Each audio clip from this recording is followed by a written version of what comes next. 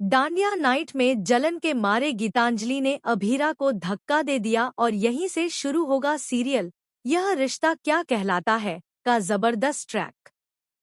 जी हाँ दोस्तों, जहाँ एक तरफ सभी लोग त्योहार की खुशियों में डूबे नजर आएंगे, वहीं दूसरी तरफ गीतांजलि अपने दिल में जलन लेकर डांडिया फ्लोर पर उतरेगी। इसी जलन की वजह से वह सबके सामने अभीरा को जोर का धक्का दे देगी। ट्रैक में आप देखेंगे कि धक्का खाने के बावजूद अभीरा खुद को संभाल लेगी। वह पूरी कोशिश करेगी कि स्ट्रॉन्ग बनी रहे और टूटे नहीं। अरमान भी अंदर ही अंदर राहत की सांस लेगा और सोचेगा, थैंक गॉड, अभीरा की हालत में सुधार तो आया है।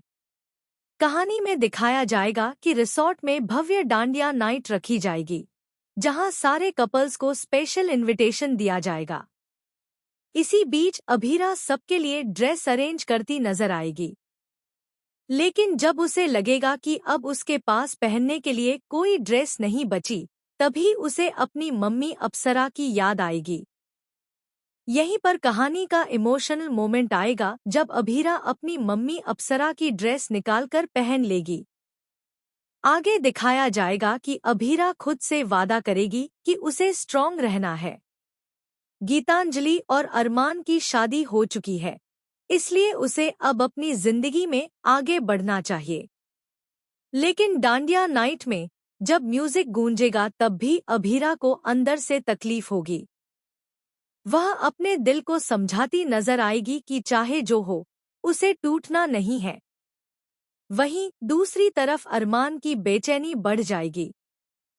पूरे डांडिया फ्लोर पर अरमान अभीरा को ढूंढता रह जाएगा। अभीरा कहाँ है? वो दिख क्यों नहीं रही? वो ठीक तो है ना? और दोस्तों, जब अभीरा अप्सरा की ड्रेस पहनकर तैयार होकर नीचे आएगी, तब अरमान बस उसे देखता ही रह जाएगा।